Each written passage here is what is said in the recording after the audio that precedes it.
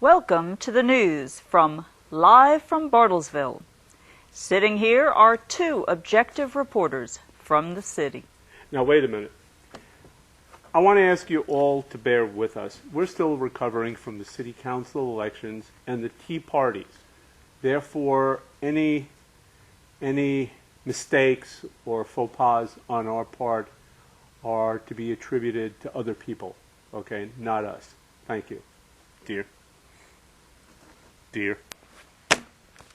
Tea parties are a grassroots movement that has swept the nation in response to billion-dollar bailouts to failing banks and automakers and an escalating trillion-dollar national debt. Noting that the possibility of multi-trillion-dollar debt will increase taxes even more than they already are, grassroots organizers decided to hold a series of tea parties across the United States on April 15th, that glorious day when Americans hand over their hard-earned income to the government. Mainstream media, and you know who you are, attempted to downplay the movement, first by ignoring it, then by denigrating it as the frustrations of a few nutcases, or some sort of a conspiracy by right-wing radicals. Even the Department of Homeland Security joined in with a so-called assessment report on the dangers of right-wing extremists. These people are supposed to be protecting us. This is our government. This is our government at work. Okay. According to our national government, if you are a pro-lifer or a U.S. military veteran, or if you support border security, or if you belong to the NRA, then you could potentially be part of a right-wing extremist group. Not to be outdone by its larger neighbors to the south, Bartlesville hosted not just one, but two tax day tea parties. For a town of only 35,000 residents, that's pretty darn good. Let's go down to our own local tea parties and see what right-wing extremists we can find. Hello, CIA. Give me liberty or give me death.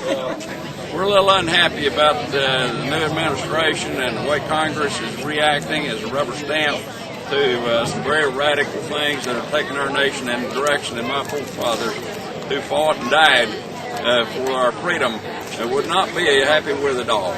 Right. And we're upset a little bit, and that's the reason why we're here. We're taxed too much, and the Congress ought to be ashamed of themselves for passing something like the bailout bill without reading all the pork in it. The pork in this bill. Just bad news all the way around. Indivisible, with liberty and justice for all.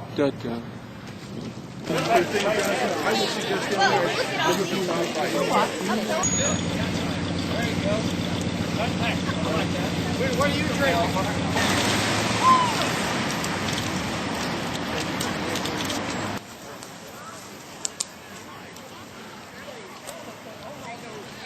We don't want your money, and we most certainly do not want higher taxes. We are taxed enough already. Enough is enough.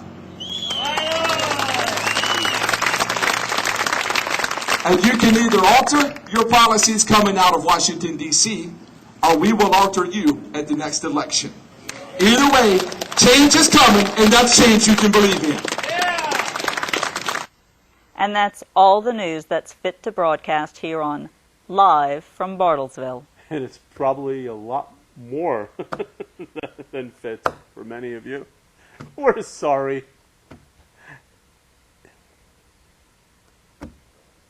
That's all.